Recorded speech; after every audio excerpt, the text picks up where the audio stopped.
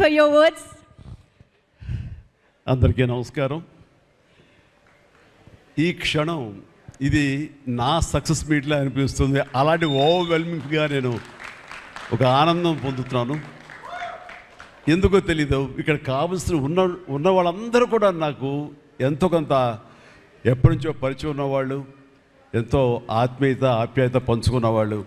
So వాళ్ళ ముఖంలో ఆనందం చూస్తుంటే కనుక ఇది నా ఆనందంలో అనిపిస్తుంది. ఈ సక్సెస్ మీట్ నా సక్సెస్ మీట్లా అనిపిస్తుంది. అండ్ ఇక్కడ గెస్ట్గా రాలేదు, మీలో ఒక పార్ట్గా, మీలో ఒక మీ ఆత్మీయుడిగా ఇక్కడికి వచ్చాను.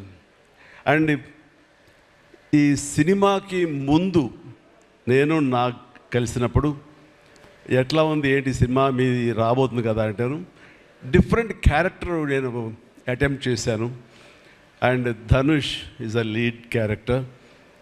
అంటే అదే నాకు ఎట్లాగా ఒప్పుకున్నామంటే తెలియదండి. రెగ్యులర్గా ఈ హీరో క్యారెక్టర్స్ ఇలాంటివన్నీ చేస్తూ నాకు ఎక్కడో కొంచెం డిఫరెంట్గా చేయాలి, కొత్త హొరైజన్ గేట్లు ఓపెన్ చేయాలనిపిస్తుంది. ఈ సినిమా నాకు అలా ఉపయోగపడుతుందని అనిపిస్తుంది. అంటే దాని వాళ్ళ సినిమా చూశారు, అది 100% కరెక్ట్. తను కూడా అదే ఎక్నాలజ్ చేశాడు.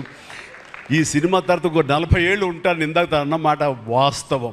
నటుడుగా ఎంత ఎక్కువ కాలం మనం జీవిస్తాం అనేది తప్ప ఒక హీరోగానే పట్టుకుని ఇలాగే ఉండాలి అనుకోవడం అనేది కరెక్ట్ కాదు. అండ్ ఇలాంటి క్యారెక్టర్ ఎంత బాగా చేశాడంటే నేను తర్వాత చెప్తాను. సో ఫస్ట్ ఆఫ్ ఆల్ ఇలాంటి సినిమా శేఖర్ కమ్ముల ఏ ధైర్యంతో నాగుని అడిగాడు, నాకు ఏమి ఊహించుకుని ఫ్యూచర్లో ఈ క్యారెక్టర్ చేస్తాను ఒప్పుకున్నారు. ఇదే ఫస్ట్ సక్సెస్ అని భావిస్తున్నాను ఈ సినిమాకి. ఆ తర్వాత ఇంకా ఈ క్యారెక్టర్ ధనుష్ తప్ప ఇంకెవరిని ఊహించుకోలేము. ధనుష్ ఒక్కడే దీన్ని న్యాయం చేయగలడు.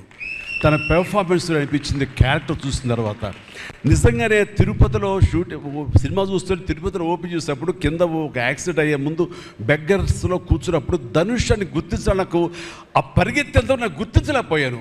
అంతగా క్యారెక్టర్లో యూ ఇన్వాల్వ్ సో మచ్. నీ గెటప్ కానీ అన్నీ కానీ అంటే అక్కడ తెలిసిపోతుంది తన డెడికేషన్ ఏమిటో ఆర్టిస్ట్ గారు అది.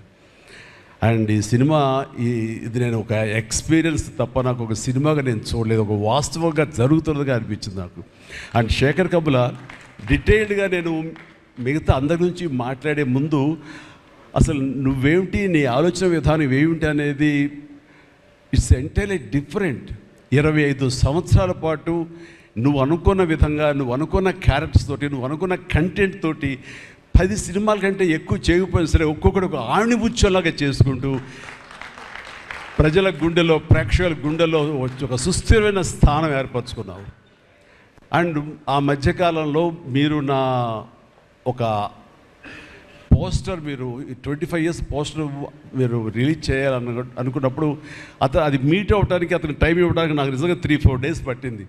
అంత పంతం అంత పట్టింపు ఏంటి నేనంటే, సార్ మీకు గుర్తుందో లేదో, మీ 88లో మీ సినిమా స్టేట్ రౌడీ షూటింగ్ ఈ రోడ్ల మీద జరుగుతున్నప్పుడు నేను ఫస్ట్ టైం మిమ్మల్ని చూశాను. నేను ప్రేమించే మనిషి నా ఎదురుగా ఉన్నాడు, కలిస్తే బాగుండు అనుకుంటే పోలీసులు ఎవరు రాని పరిస్థితి. కానీ మీరు ఎందుకు నన్ను చూసి ఇట్రా అని పిలిచారు, నన్ను ఒక్కడనే పిలిచారు, నేనే మీ దగ్గరికి వచ్చాను.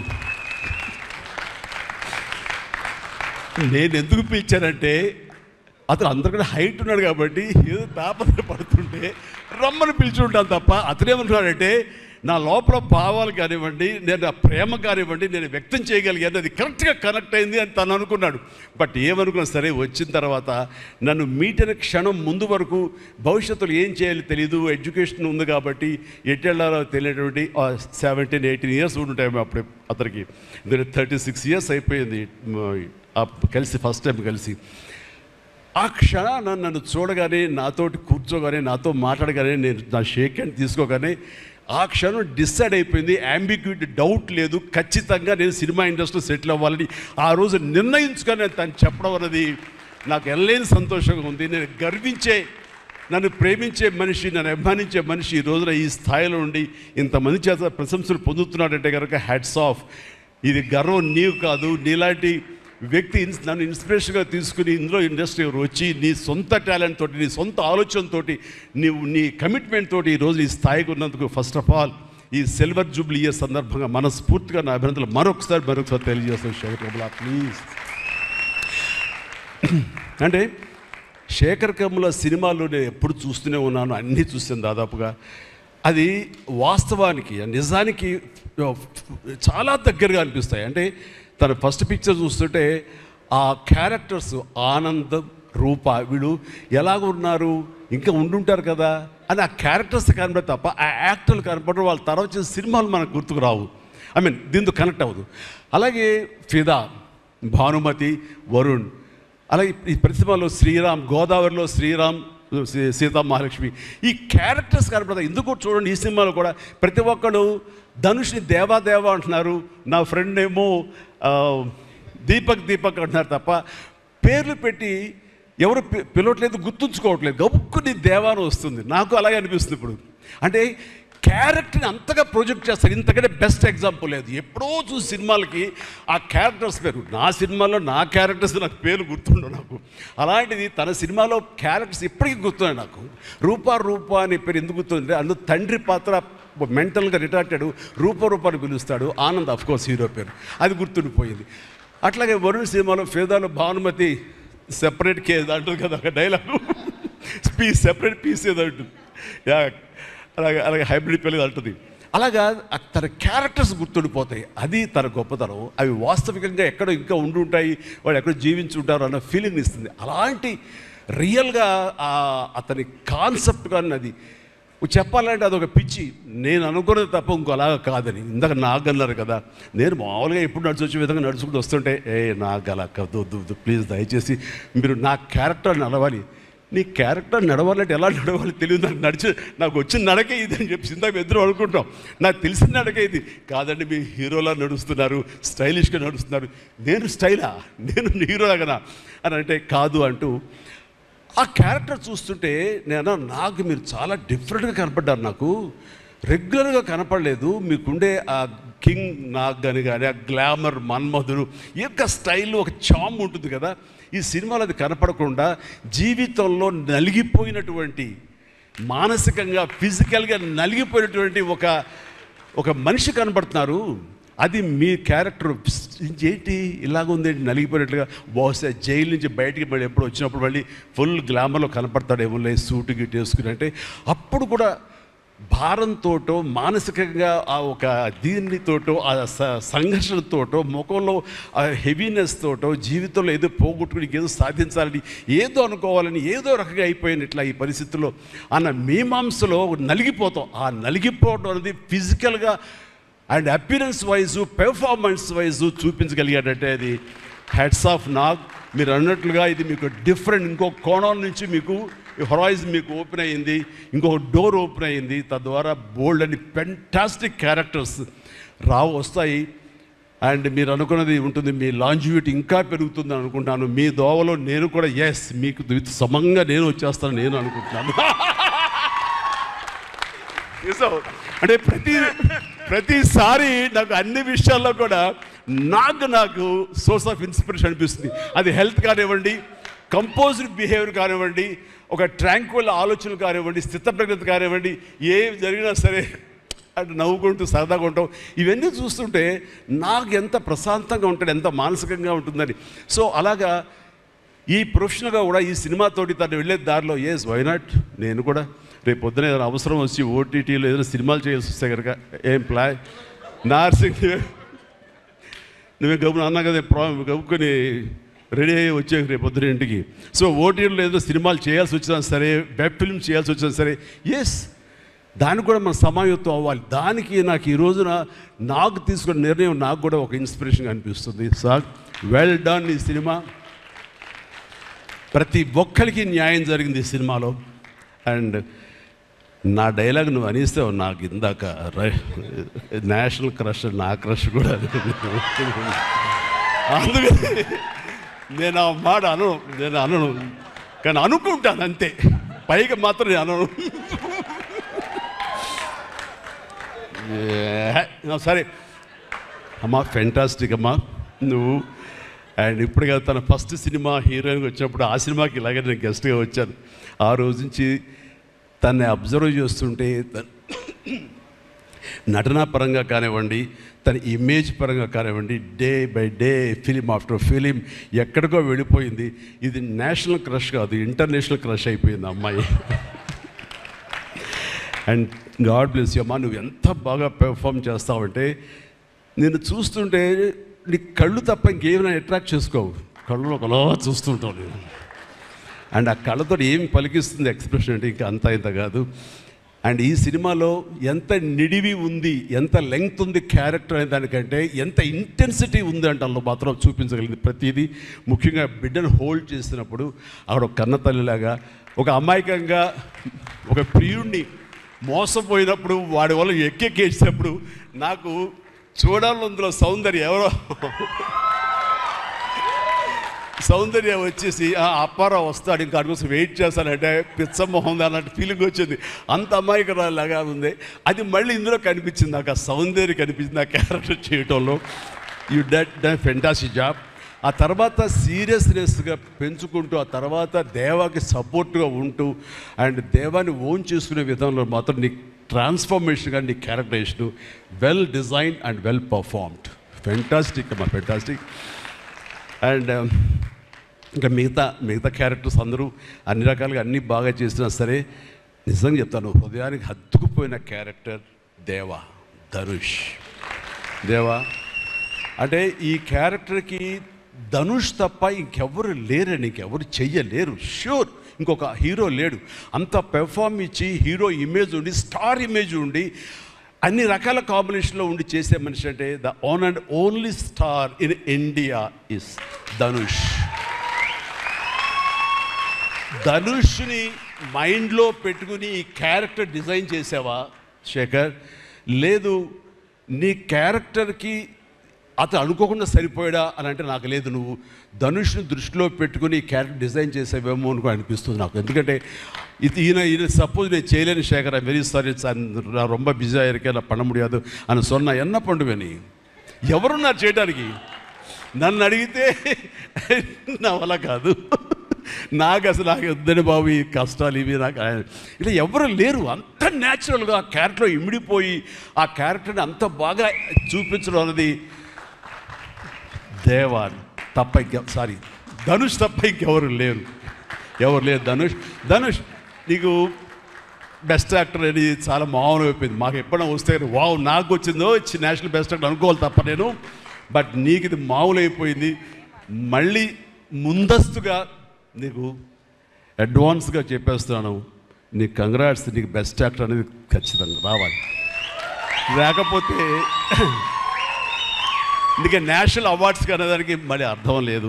బట్ అది నీకు ఇది మామూలే, కానీ నీకు ఈ సినిమాకి వస్తే కనుక ఇందులో ప్రతి ఒక్కరికి ఇది గర్వకారణం. అది definite you will win. Fantastic. ఇక ప్రొడ్యూసర్స్గా మన సునీల్ ఉన్నాడు. సునీల్, భారత్ వీళ్ళిద్దరికంటే కూడా వాళ్ళ నాన్నగారు నాకు అత్యంతమైనటువంటి గౌరవనీయులు. అంత పెద్ద మనిషి ఆయన, అంత నిక్కార్సైన మనిషి. ఈ సినిమా బిజినెస్లో అంత ఆనెస్ట్తో ఉండే మనుషులు ఎవ్వరు లేరు నాకు తెలిసి. నాగార్జున ఎవరి కాళ్ళకి దండం పెట్టడు, ఒక్క మీ నాన్నగారికి తప్ప. ఆయన నాకు అంతే ఇష్టం, నేను ఆయనకి అలాగే ప్రణామం చేస్తాను. అంతటి ఇది ఆయనకు పుట్టిన బిడ్డలుగా ఆయన గౌరవాన్ని కాపాడుతూ ఆయన లెగసీని కంటిన్యూ చేస్తూ మీరిద్దరు ముందుకు వెళ్ళటం, మీరే కాకుండా థర్డ్ జనరేషన్ జాన్వి కూడా అదే దాంట్లో వెళ్ళటం అనేది జరుగుతుంది. మొన్న ఒక మాట అన్నావు, చెప్పచ్చు కదా? చెప్పనా? ఓకే సార్, మళ్ళీ మాకు సినిమా చేయాలి సార్ మీరు. వద్దులేవా, మీరు అది రకరకాలు చేసుకుంటున్నారు కదా మళ్ళీ ఎందుకు అని.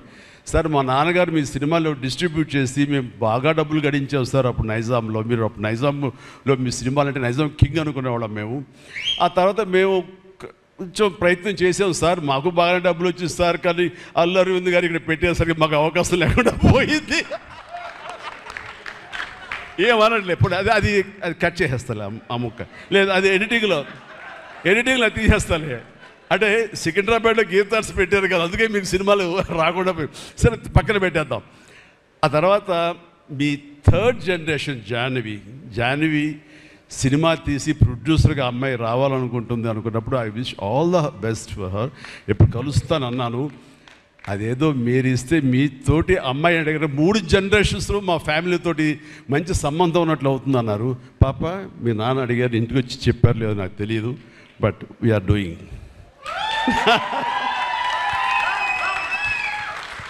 ధనుష్ చేసిన ఛాలెంజింగ్ లాంటి క్యారెక్టర్స్ వద్దమ్మా.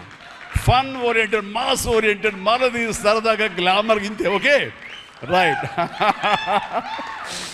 సో ఈ రకంగా 3వ జనరేషన్కి కూడా ఎస్ ప్లీజ్ ఈ లెగసీ ఇలాగే కంటిన్యూ అవుతుండాలి, మీ ఫ్యామిలీ బాగుండాలి నాన్నగారు ఆశీస్సులతోటి. అండ్ ఇలాంటి కుబేరా సినిమాలు మరి ఎన్నో సక్సెస్ఫుల్ సినిమాలు చేయాలి. ఇందాక ధనుష్ అన్నట్లుగా మీ మొక్కల ముందు నవ్వు ఉండాలి. ఇప్పుడు నవ్వు కొంచెం ప్లీజ్. Thank you. మీరు నవ్వుతూ ఉంటేనే మా అందరికీ నవ్వు ఉంటుంది, మేము నవ్వుతూ ఉంటాం. Thank you. అండ్ మిగతా టెక్నీషియన్స్ పరంగా చూస్తే కనుక నికేత్ కెమెరామెన్ డిఓపి నేను ఎప్పుడు చూడలేదు. Hi Niketh, I haven't seen your films. I don't remember even. But the way you are presenting yourself here is very much appreciable. I could see the energy, what you are pouring here, definitely it will reflect on the stage. Otherwise, Nagarjuna would have been praised you so much. And you also grab my attention. And future, I don't know, yes, maybe. And you have done a fantastic job. So initially when villain scenes are happening, that time I could see the top floor swimming pool. There I could see the richness of the film. So hardly they would have spent anything. So riches comes not because of the money. Riches comes with your viewfinder. So that way our credit goes to the whole film has grabbed attention and it looks very rich. So definitely please, I will awaiting you in future, and all the very best. Good luck. Done a great job as far as the camera is concerned. And then మా యోగేశ్వరుడు మా పెద్ద అనుకోండి పాపం లేని వయసు వద్దు sir కూర్చోండి sir, మీరు లెగించండి please sit down, take your seat. Sir మీరు లెగదు సార్, మమ్మల్ని ఇబ్బందిగా ఉంటుంది. ఇద్దరం చాలా నువ్వు అనుకుని మాట్లాడే పరిచయం మాకు శుభలేఖ సినిమా నుంచి 1980 నుంచి వీఆర్ వర్కింగ్ టుగెదర్. ఈ మధ్యకాలం వరకు కూడా ఎప్పుడైనా సెట్కి వస్తాడు, రాగానే సినిమా అడుగుతాడేమో, నెక్స్ట్ సినిమా ఏం చేద్దాం అడుగుతాడంటే, బాబాయ్ ఈసారి మీ ఇంటి నుంచి నాకు ఆవకాయ పచ్చడి రాలా అంటాడు. Mango pickle, as for mango pickle from my house. So ఈసారి పంపించాను బాబు, వస్తుంది. శుభం, ఫెంటాస్టిక్. నువ్వు ఈ వయసులో కూడా ఇంత బాగా పనిచేస్తున్నావు, ఇంత కష్టపడుతున్నావు అంటే కనుక అవసరమా అనిపిస్తుంది. రిటైర్ అవ్వచ్చు కదా, హ్యాపీగా రెస్ట్ తీసుకోవచ్చు కదా అని. కానీ మన సోల్స్ అవే రిటైర్మెంట్ అది తీసుకోలేము. కష్టపడి పనిచేయటంలోనే మనకు ఆనందం ఉంటుంది, కష్టపడి పనిచేయటంలోనే ఈ ఇష్టమైన పురుషుల్లో మనం ఉంటాం. మన లాంజివిటీ ఉండాలి అంటే మనం ఇందులోనే ఉండాలి ఖచ్చితంగా. అండ్ భగవంతుడు ఇంకా సంపూర్ణ ఆయురారోగ్యాలు ఇవ్వాలి. నాన్నగారు ఆయన పనితనం నాకు గుర్తుంది, ఆయన దగ్గర కూడా పనిచేశాను నేను, అలాగే ఇప్పుడు నీతో కూడా పని కొనసాగిస్తున్నాను. అండ్ ఈ సినిమాలో నువ్వు పార్ట్ అవటం అనేది it is great, wonderful Tharani, please. And ఇక్కడ చూస్తుంటే యంగ్స్టర్స్ ఎంత ఎంతూజియాస్టిక్గా ఉన్నారంటే, వాళ్ళందరినీ పేరున నేను పిల్లలని కానీ యంగ్స్టర్స్ అంటే ఇండస్ట్రీ ఎంత ఫ్రెష్గా, ఎంత యంగ్స్టర్స్ తోటి ఎనర్జీతో ఉంది అంటే అంత అయితే కాదు. నాకు అనిపిస్తుంది అబ్బా మన ఇండస్ట్రీ ఏమైనా ముసలిదైపోయిందా అని అనిపిస్తుంది అప్పుడప్పుడు అద్దంలో మమ్మల్ని మేము చూసుకుంటూ. కానీ ఈరోజు ఇక్కడ చూస్తుంటే కనుక ఇంతమంది యంగ్స్టర్స్ తోటి అండ్ చాలా బబ్లింగ్గా చాలా బాగుంది. ఈ ఇండస్ట్రీ కొనసాగాలి ఎలాగే అంటే కనుక మీలాంటి యంగ్స్టర్స్ రావాలి. ఇలాంటి యంగ్స్టర్స్ వల్లనే మేమంతా పుంజుకుంటాం. నేను ఈ రోజున కొత్త డైరెక్టర్స్తో పనిచేస్తాను, అనిల్ రావుపూడి కానీ, బాబీ డైరెక్టర్ కానీ, వశిష్ఠ్ కానీ, ఇలాంటి యంగ్స్టర్స్ పనిచేస్తుంటే ఎక్కడ లేని ఎనర్జీ వాళ్ళ దగ్గర ఉంటుంది, వాళ్ళ నుంచి కొత్తను ఉంది. నేను వాళ్ళకి అనుగుణంగా నేను మారిపోతుంది తప్ప నాకు అనుగుణంగా వాళ్ళు ఉండాలి కోరుకోవట్లా. నా సక్సెస్ అక్కడేమో అనుకుంటున్నాను నేను. ఆ రకంగా old wine in new bottle అన్నట్లుగా ఈ సమయంలో వైన్ గుర్తుకొచ్చింది, సారీ. అండ్ అలాగా ఇదే ఎనర్జీతోటి, ఇదే యంగ్స్టర్స్ తోటి ఇండస్ట్రీ కలకలాలని కోరుకుంటున్నాను. And last but not least my brother, నాకు బిడ్డతో సమానం, దేవిశ్రీ ప్రసాద్. అండ్ దేవిశ్రీ ప్రసాద్ తన ఎనర్జీ అంటే ఇందాక చూశారు కదండి, లైవ్ షో చేసేసాడు ఇక్కడ. ఆ తర్వాత ఏం మాట్లాడాలో ఎవరికి ఏం తుయ్యినటువంటి పరిస్థితి మొత్తం అంతా షో గ్రాప్ చేశాడు.